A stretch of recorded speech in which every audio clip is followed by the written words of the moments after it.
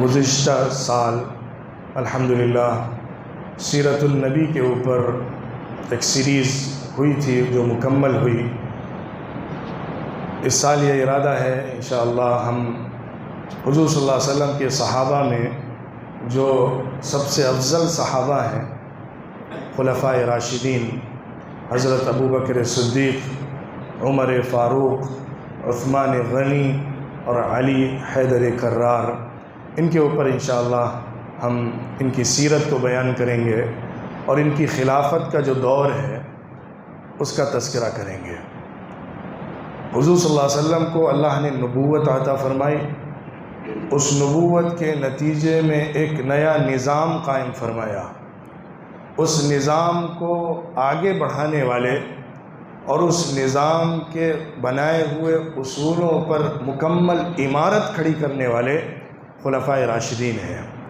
مدینہ منورہ کی ریاست جن اصولوں پر بنائی گئی تھی، حضور صلی اللہ علیہ وسلم نے جس بنیاد کے اوپر ایک معاشرہ کھڑا کیا تھا، نظام سیاست عطا کیا تھا، نظام حکمرانی طے فرمایا تھا اور نئی امت کی تشکیل فرمائی تھی، اس کو پیدا کیا تھا، کھڑا کیا تھا، انہی بنیادوں کے اوپر آگے لے کر چلنے والے یہ خلفائے راشدین ہیں۔ حضور صلی اللہ علیہ وسلم نے اپنی زندگی میں ہی خبر دے دی تھی کہ جو خلافت راشدہ ہوگی، جو خلافت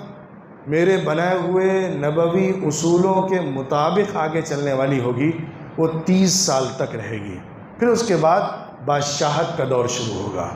خلافت کا ایک دور ہے، پھر بادشاہت کا دور ہے۔ خلافت 30 سال تک رہے گی۔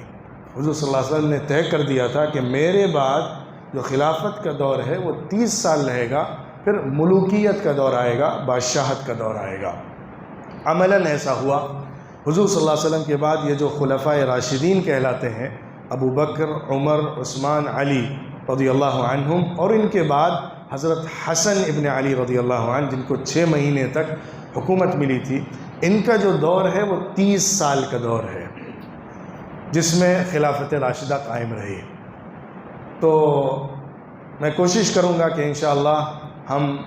خلافت راشدہ کے ان 4 دوروں کو، 4 عہد کو،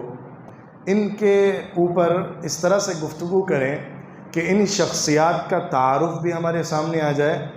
ان چاروں لوگوں کی زندگی اور سیرت کا خلاصہ بھی ہمارے سامنے آ جائے، اور ان کی خلافت کا جو دور رہا ہے اس کی کچھ خصوصیات یا نمایاں پہلو جو ہیں وہ بھی ہماری نگاہوں میں آ جائیں۔ تو انشاءاللہ ایک گفتگو حضرت ابوبکر کی سیرت پر ہوگی، اس کے بعد کی گفتگو ان کے عہد خلافت کی ہوگی، پھر اسی طرح حضرت عمر، عثمان، علی رضی اللہ عنہم کے اوپر 2 قسطوں میں ان کی سیرت اور ان کی خلافت کے اوپر گفتگو کی جائے گی۔